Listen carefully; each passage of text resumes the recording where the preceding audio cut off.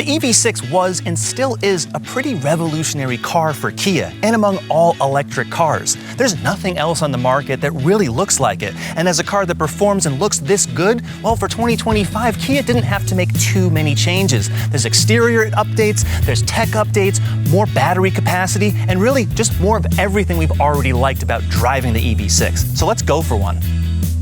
The Kia EV6 is a brand new car since 2022, and years later, it's now already refreshed. There's more range, there's more style, but most importantly, Kia is keeping electric cars in its portfolio for the customers that want them. There's evolutionary changes to the exterior of the EV6. Up front, it's definitely different. There's a new hood, a brand new kind of Lamborghini-style, very ragged-looking LED design here. Kia is doing that on all of its new product. Looks pretty wild here. Everything now, there's diagonal lines sweeping all the way to this thinner center grille. The lower fascia, the sides of the lights, everything just points in to Kia, that new logo, which really does look so much better than the old one. So glad they still have it. Now this is the GT line, it's riding on the largest wheels. There's new wheel designs for across all trims. Now out back, there's significant details to that lower valence. It's now separated more. That black trim that used to extend to the fenders is now really more separated, it's cut out.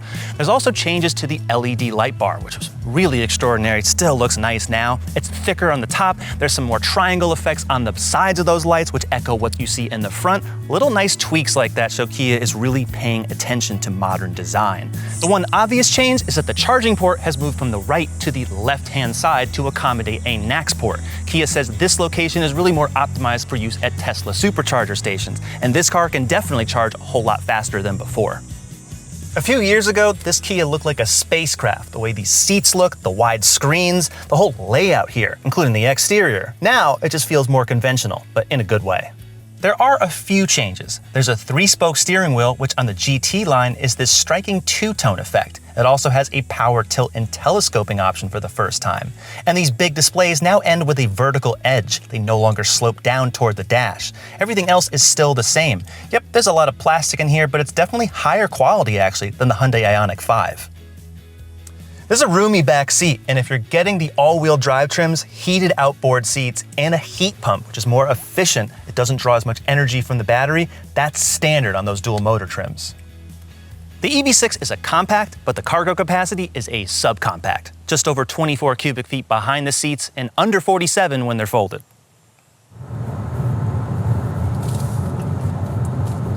For 2025, all the battery capacities go up. The 58 kilowatt hour goes to a 63. The 77 and change, that's now at 84. Slightly more range than before, up to 319 miles, but only on the rear wheel drive single motor, very specific trims.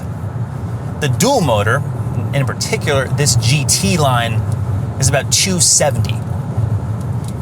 And one thing that's always possible in an EV6 is that because it's so quiet and there's more sound insulation for this model year, it's easy to go a lot quicker than you think you are.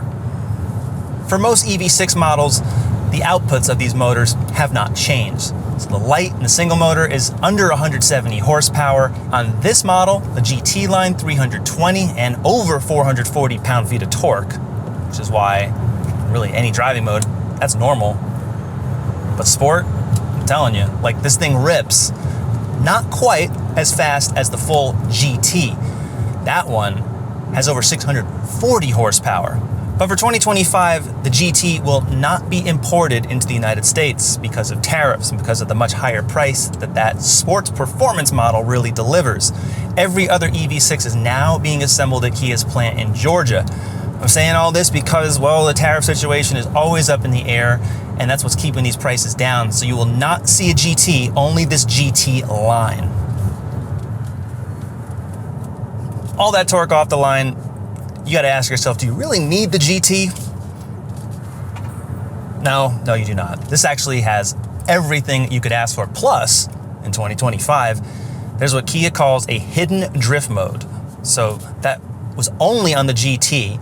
You have to be parked, you gotta hit both these paddles for a few seconds. When something shows up there, you gotta be in sport mode, DSC, deactivated. I'm not doing that because I don't wanna be arrested. I'm not a hooligan today. Other days perhaps, but not right now. You can do it, and that's what's cool about it. Kia lets you operate in rear-wheel drive only. And even if just for nothing else, it's just fun that they let you do that and have complete control of the car as you choose. I like that a lot. Something that has not changed is just how good the handling is. Torque vectoring, really the accurate steering. It's not overboosted. This EV6, despite how much it weighs, it's still handling better than cars like the Acura ZDX, the Cadillac Lyriq. So many other EVs that are from luxury brands, let's say, they don't handle as well as this car. This is like really, it defined the segment several years ago, and no one expected Kia, of all car manufacturers, to get that so perfectly nailed down. And the EV6 now is just the same. So quiet, rides well, all of that, but actually fun. And not just from putting your foot down on the throttle, but feeling light, feeling nimble, feeling like, honestly, this is the best handling car they have. Does not matter what anything else they've ever made. This is it right here. Range in the real world is actually pretty good with the EV6. It always was, especially in the winter. A heat pump does not use as much energy from the battery, and that's a big boon. And just in warmer weather, I found the range, when you're actually seeing it on here, is within roughly 10 or 15 miles or so of what the actual mileage that you drove. And that's depending on speed and right now air conditioning, but I like it. I find it actually to be pretty good. You don't have to worry about it too much. When I say that the EV6 handles, that's stability control activating, but it lets me have fun, and you can deactivate it, and you can go crazy if you truly want to.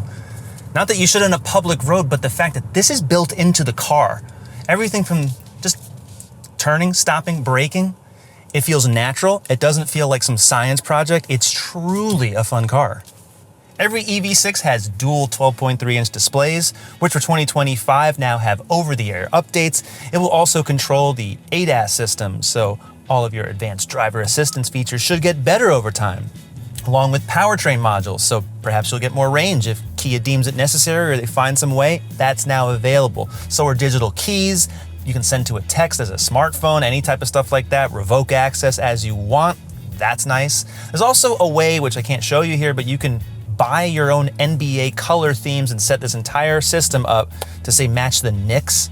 I don't know why you'd want to do that, but Kia is a sponsor of the NBA, so that's why they have it in here. Go figure that one. Even though there's a lot of digital controls here, they work pretty well, and there's shortcut buttons right below here, which I really appreciate. There's also a really nice sounding Meridian stereo. Previously, this British sound system was only available in cars like Jaguars. Now it's here in a Kia. Sounds really nice. You can have so many adjustments here. Love that. Plus, all your climate controls are here. You have to get used to this and remember which mode you are here, but the fact that there's shortcuts, I do like that, even though they're digital. Plus, there's hard buttons here below for like the ventilated front seats on this GT line. So a lot of hard controls, which are still really good, and this is a fast system, so I'll give it that. The 2025 Kia EV6 starts at $43,000. There are 7 trims, and now all of them, except the top GT, are built in Georgia. That model is no longer available since the GT is made in South Korea. With all those tariffs, Kia does not want to bring it here. As tested, this GT line just under $61,000. By the time you're seeing this, the federal tax credit for electric vehicles has already gone away. But even so, there's still a lot of competitors. Hyundai Ioniq 5, Ford Mustang Mach-E, and the Tesla Model Y are the main ones. The EV6 proves that Kia can still build a compelling crossover, electric or not. And among electric cars, this one is beating a lot of luxury automakers at the same game. It's more engaging to drive, certainly looks a whole lot better inside and out, and it's offering a lot of usable technology that other car companies are forcing you to pay thousands of extra dollars for.